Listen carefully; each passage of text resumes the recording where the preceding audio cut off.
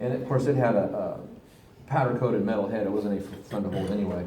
Now this tool is unique in that what I like about it is the variable speed is right here. A lot of them they're on the back. The DeWalt's up here too. That's kind of nice. I think the Makita, the new one is too. But it says you're buffing. You can just on the fly you can adjust your speed. Again, this one's really quiet. So listen, no growling sound. I meant to pack a couple other rotary buffers because Bob Eichelberg, where are you? Bob, Bob in here? Is he gone? Bob shared this with me one day. I asked him, what's the difference between these machined stainless steel gears and these stamped gears that, you know, all these cheaper tools are made with? And he says, it's real simple, Mike. And he grabs a DeWalt, brings it over, turns it on low speed, and you can hear it growling. Grrr. And the more the speed you bring up, the louder it got. And that's the loose tolerances and the sloppy fit of the gears meshing together. Where this one here, I've been to the factory. I've been to the Rupes factory and I've been to the Flex factory. I've seen these things assembled.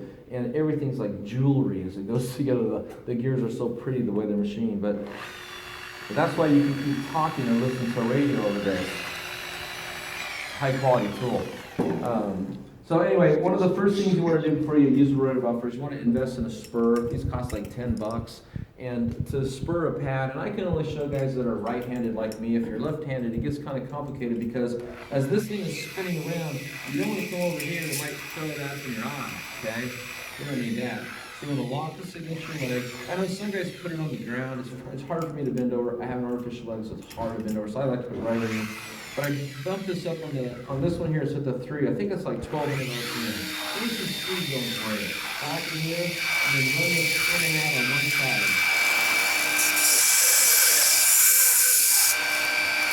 And what this is going to do is it's going to remove any of the buildup of compound or paint from the last section you buffed. It's going to kind of refluff the fibers to make it buff and cut a little bit better. And this is the problem with the rotary buffer and a wool pad, is the fibers themselves will cut the paint. If I had a perfectly polished surface here and I put this down here and rubbed it, you'd see it scratch.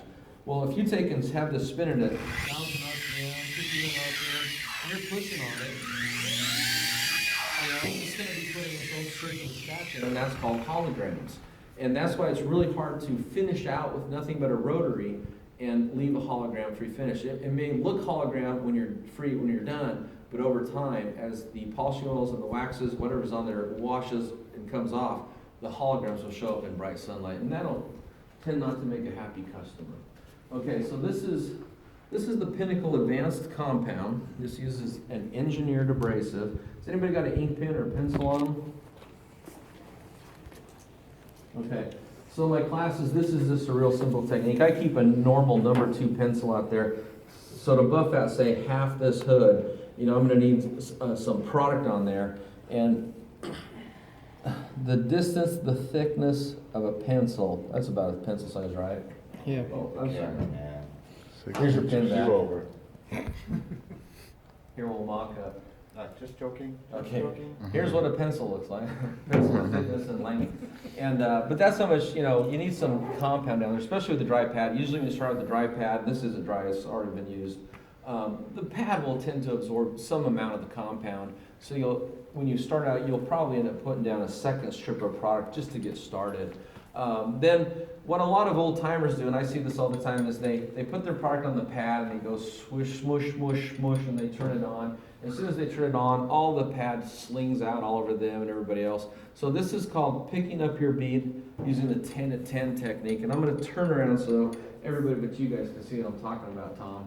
But when you look at your backing plate, look at this like it's midnight, 1 o'clock, 2 o'clock, 3 o'clock, you know, just like a clock, okay?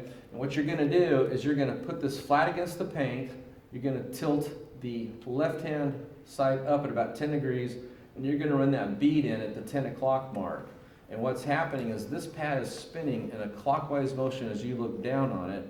I'm going to keep this spinning and bring it over here. When it's spinning like this and you bring that strip in, it pulls it into the pad.